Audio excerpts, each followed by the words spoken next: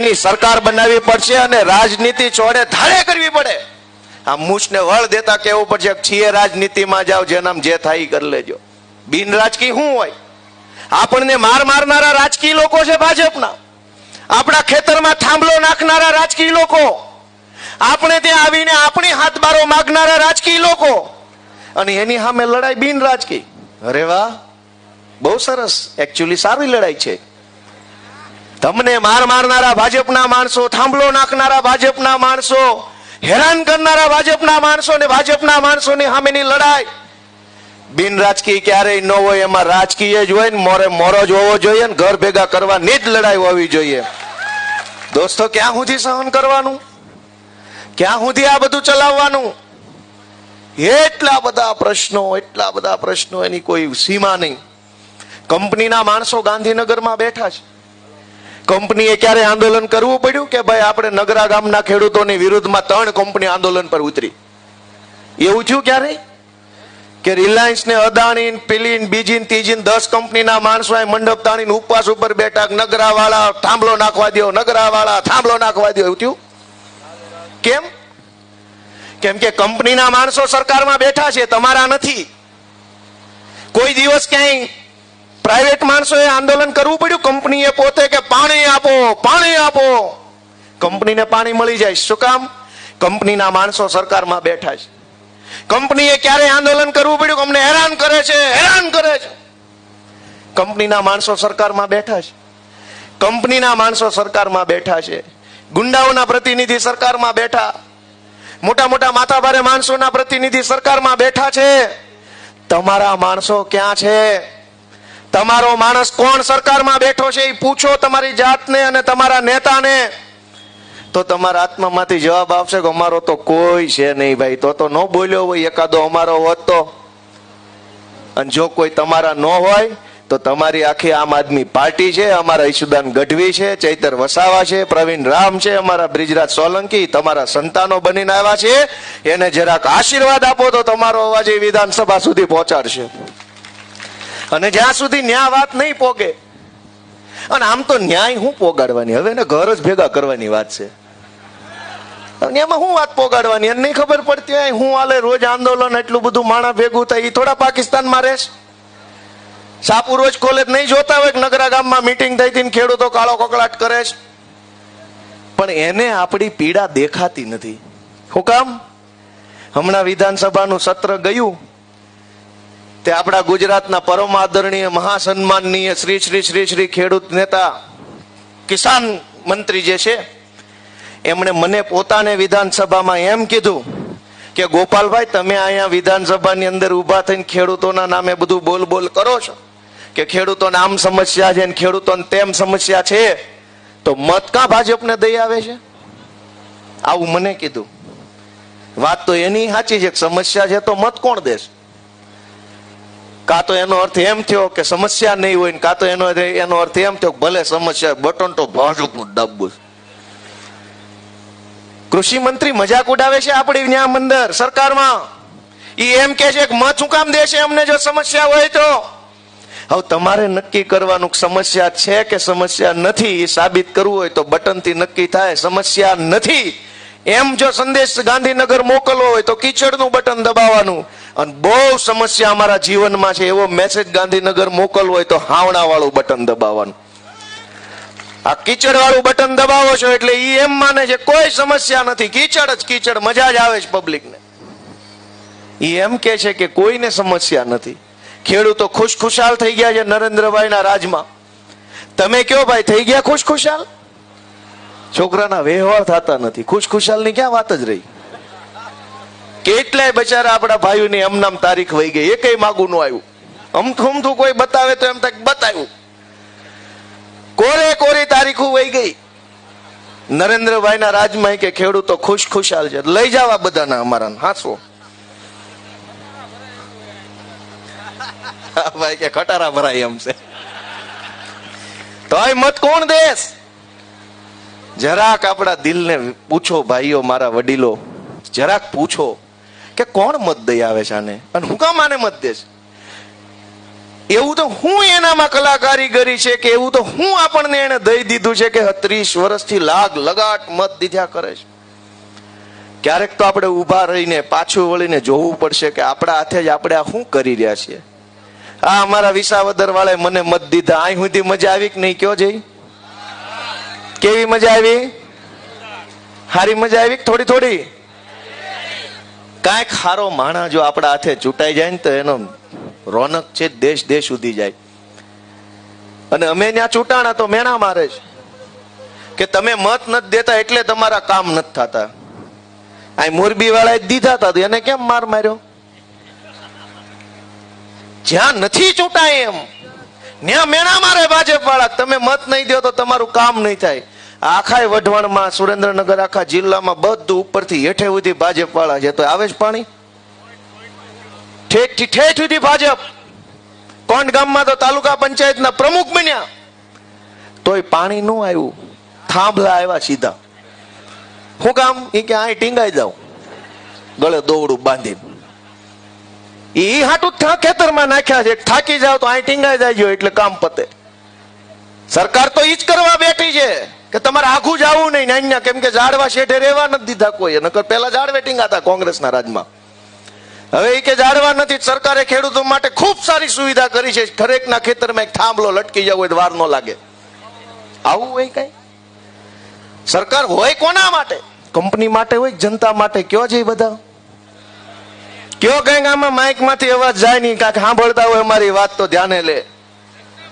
સરકાર કોના માટે હોય? કંપની માટે કે જનતા માટે? પોલીસ કોના માટે? જનતા માટે કે કંપની માટે? વ્યવસ્થા કોના માટે? જનતા માટે કે કંપની માટે? હા, તો બધું કંપની માટે છે. ભાજપે કંપનીને ખોળે બેહારી છે કે કંપનીએ ભાજપને ખોળે બેહારી છે કઈ નક્કી નથી થતું. દોસ્તો, એટલી બધી પીડાની વાત છે. પણ મને એમ કહો કે આનો રસ્તો શું? આ થાંભલાની રામાયણ, આ પાણીનો મુદ્દો, રોડ હમણાં વરસાદ પહેલું ઝાપટું આવશે એટલે લગભગ રોડમાં તમારે 2-2 ફૂટના ખાડા પડી જાય. સારું દૂધ પીધેલું છે એ જ હારો રહે, બાકી જેવા તેવા તો બટકી જવાના છે. પહેલા જ વરસાદની અંદર મોકાણ થવાની છે. આ વરસાદ ખેંચાણો, અનેક પશુપાલકો, માલધારીઓને ઘાસચારાની તંગી હમણાં ઊભી થઈ. નવું ઘાસ તો કઈ ઉગ્યું નહીં, વરસાદ આવ્યો નહીં. હજુ જો 2-5 દિવસ ખેંચાય તો ઢોર ચારવા ક્યાં જવા, એને ખવડાવવું હું? જેનો જીવનનો આધાર ઘર પરિવાર દૂધ ઉત્પાદન ઉપર હાલે, એને શું કરવાનું એની ચિંતા નથી. એક પણ મુદ્દા ઉપર સરકાર આપણી વાત સાંભળતી નથી. તો રસ્તો શું? એને કહેવાનો કે કાઢવાનો? એને કહેવાનો કે કાઢવાનો? પણ કોણ કાઢે? અમે વળખાવીએ છીએ પણ ચૂંટણી અમારો મેળ આવતો નથી. દોસ્તો, અમે અમારા માટે નહીં, પૈસા વાળું થઈ જવું હોય, હેલિકોપ્ટરોમાં ઉડવું હોય, હારી હારી ગાડીઓમાં ફરવું હોય, મોટા મોટા હોદ્દા, લાલ લાઈટ વાળી ગાડી, 10 જણા આગળ રેજો ગોપાલભાઈ એવું કરવા વાળા, એ બધું જોતું હોય ક્યાં જવું પડે? તો અમે નથી ગયા. શું કામ? કે આગા રેજો કરવા વાળા નહીં. અમને તો અમારા ખેડૂત માવતર ઓરા આવો, અમે તમારા દીકરાને, તમે અમારા મા બાપ છીએ, ઓરા આવો, આગા નહીં. આગા નથી રહેવાનું. આગા તો ભાજપ વાળા રેજો, આમાં ભટકાઈ જાઓ તો ભૂંગા ભાંગી જવાના છો. અમે તો ઓરા આવો એમ કેવા વાળા છીએ કે અમે તમારા દીકરા છીએ, નાના છીએ, કઈક અનુભવ ઓછો પડતો હોય, કઈક આવડત ઓછી પડતી હોય, તમે શીખવાડો, તમે અમારું ઘડતર કરો, તમે હાથ પકડો, તમે મત આપો, તમે સરકાર બનાવી દો, તમે અમારી પાસે કામ કરાવો. છોકરાઓ તમારે આ કરીને દેવાનું છે તો અમે તમને કરીને દઈએ એવી શક્તિ ઈશ્વરે અમને આપી છે. તમારે અમારી પાસે કામ કરાવવાનું છે. હવે થાય છે એવું કે કામ કરે એવા છે એને તમે સત્તા હોપતા નથી અને હાવ નકામા છે એ ક્યાંના ક્યાંય ચડી ગયા. એક ગામની પાણીની ટાંકી ઉપર ગધેડો ચડી ગયો. હવાર પડ્યું એટલે ગામ જાગ્યું, આમ મોં ઉજણું થયું. તે ગામના 2-5 જુવાની રીલ બનાવવા બહાર આવ્યા. એને ખબર પડી ગામની ટાંકી ઉપર કોક લાગે છે માણા. સહેજ વધારે અજવાળું થયું ત્યાં ખબર પડી માણા નહીં, ગધેડો છે. એટલે બે ફોન કર્યો કે બાપડા ગામની ટાંકી પર ગધેડો ચડી ગયો. ટાંકી ફરતે ગોળ ગોળ દાદરા આવે, ખબર છે આમ. એટલે ગામ ભેગું થઈ ગયું, આખું સરપંચ આવ્યા, ઉપસરપંચ ને માજી સરપંચ ને સરપંચની સામે લડેલા હતા એ હારેલા ઉમેદવાર બધા ભેગા થયા કે ટાંકી પર ગધેડો ચડી ગયો. જો તમે હેઠેથી આમ ટાંકી ઉપર જવા જાઓ અને ગધેડો ભડકે તો હારો હેઠે પડે તો એ કઈ સારી બાબત નહીં, મરી જાય ને ખરાબ દેખાય. ગામ મુંજાણું કાને હેઠે કેમ ઉતારો એને કહેવાય જ નહીં કે હેઠો આવી, એમ તો કહેવાય નહીં, કઈ આમ આવે નહીં, ભાજપ વાળા જેવું હોય નહીં. એટલે બધાએ ફેસબુકમાં કોમેન્ટ કરી કે ભાઈ અમારા ગામની ટાંકી ઉપર ગધેડો ચડી ગયેલ છે, આને નીચે ઉતારવા માટે કોઈની પાસે કઈ આઈડિયા હોય તો નીચે કોમેન્ટમાં જણાવો. તે કોમેન્ટ આવી એક ગામમાં, એ કે આ ગધેડો ઉતારવાની આઈડિયા તો અમારી પાસે છે, એ તમને પછી આપું, પેલા સડ્યો કેમ એ અમને કયો. ગોળ ગોળ પગથિયા વાળામાં ન્યાઠે જ ચડ્યો એમ ગાંધીનગરની ટાંકી પર કેટલાય ચડી ગયા છે અને આપણા મતથી ચડી ગયા છે. આપણને એમ થાય આ ન્યા ક્યાંથી પહોંચી ગયો. હમણાં અહીંયા ગામમાં કોઈ બીડી પાતું નહીં, ઠૂંઠા વીણી પીતો હતો, ગાંધીનગર ધારાસભ્ય ક્વાર્ટર મળી ગયું. લે કેટલા એવા ગાંધીનગર પહોંચી ગયા છે ને આપણા હાથે જ પહોંચ્યા છે. જરાક ભાઈ સાહેબ બાપા આંખ ઉગાડો, આત્માને જગાડો, સહેજ પોતાના બાળકો વિશે, પોતાની માં જેવી જમીન વિશે, પોતાના ગામ વિશે, આપણા કાઠિયાવાડ વિશે થોડુંક તો વિચારો. આ કેવા કેવા ગધેડા ગાંધીનગરની ટાંકી ઉપર ચડીને બેઠા છે. અને હવે આપણે એને હેઠા ઉતારવાની વાત કરીએ કે આ સરકાર હેઠી ઉતારો, ચડાવી કોને? અને કેવા કેવા હારા હારા મહાપુરુષો મંત્રી બની ગયા છે.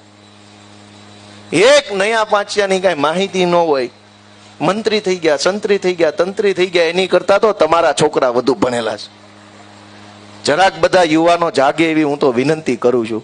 અને અમે શું કરી લઈએ, બહુ તો ચૂંટણીમાં ઉભા રહીએ, નો મત દે તો હારી જાય, મત દે તો જીતી જાય. પણ જનતા મહાન છે. તમે નહીં જાગો તો અમે કેટલું લડવાના. ઈશુદાનભાઈ, પ્રવીણભાઈ રામ જેલમાં ગયા, ચૈતર વસાવાને જેલમાં પૂર્યા, 7 વર્ષની સજા થઈ. આપણા વિસ્તારમાં દારૂ વેચતા હોય અને લગભગ બધા ઓળખતા હશે, ખબર હોય કોના ગામમાં કોણ વેચે. ક્યાંય સજા થઈ 7 વર્ષની? જમીનું પચાવી પાડી હોય, કેટલી જમીનું ખોતરી નાખી હોય, માટી કાઢી લીધી હોય, ખનીજ કાઢી લીધું હોય, રેતી કાઢી લીધી હોય, એવા અનેક ભૂમાફિયાઓ આખા સુરેન્દ્રનગરમાં ફરે છે. થાન ને તો ખોતરીને મને એવું લાગે હજુ 2-5 વર્ષ આમ નામ હોહરો ખાડો પાડશે પૃથ્વીમાં, એટલું ઊંડે ઉતાર્યું. સજા થઈ કોઈને એક દિવસની? થાન ખોદી નાખ્યું, મૂળી ખોદી નાખ્યું, એક દિવસની સજા નહીં. સુરેન્દ્રનગરની નદીઓમાં પાણી વહી ગયા, એટલી હદે રેતી કાઢી લીધી, એક દિવસની સજા નહીં. આખા સુરેન્દ્રનગરમાં બેફામ દારૂ વેચનારાઓને એક દિવસની સજા નહીં. શિક્ષણ માફિયાઓને એક દિવસની સજા નહીં. પણ ગુજરાતની જનતા માટે લડનારા ચૈતર વસાવાને 7 વર્ષની સજા. હું કામ? ભાજપને ખબર છે કે જનતા માટે લડનારા નેતાને જેલમાં પૂરશું તો જનતા જોયા કરશે, બોલશે કાંઈ નહીં, ભાજપને જ મત દે. એ ભાજપને ખબર છે કે ગોપાલ ઇટાલિયાને, ચૈતર વસાવાને, પ્રવીણ રામને જેલમાં પૂરશું તોય મત તો ભાજપને દેશે, એવી એને ખબર પડી ગઈ છે. દોસ્તો, અમે તો તમારી પાસે આશા રાખીને આવ્યા છે કે અમને જેલમાં પૂરે, અમે કાંઈ બીતા નથી, પણ અમને પૂરી દીધા પછી તમારી લડાઈ લડવા માટે કોણ છે એ વાતનો જરાક વિચાર કરજો. ચિંતા થાય કે આ 4-5 છે એ નહીં વધે તો, એવી ચિંતા થાય ને તો હવે પછીની ચૂંટણીમાં સંકલ્પ લેજો કે ગમે એવી ચૂંટણી આવે, મત મારો ઝાડુને અને ઝાડુને જ આપી છે, એવો સંકલ્પ લેવાનો. કોઈ લડવા તૈયાર નથી દોસ્તો. એટલું અઘરી લડાયા ભાજપ સામે છે, એની પાસે હજારો પોલીસ, કલેક્ટરો, મામલતદારો. આપણી હારે તો ટીવી વાળા નથી, સરકાર તો આપણી હારે નથી, પણ આપણી વેદના બતાવવાનું કામ ટીવીનું છે. આ બેન એક છે બતાવ્યા કરે ગુજરાતનો અવાજ, એ નામ એવું કામ છે પાછું. હું તો તમને એ વિનંતી કરું કે જે આપણા ખેડૂતના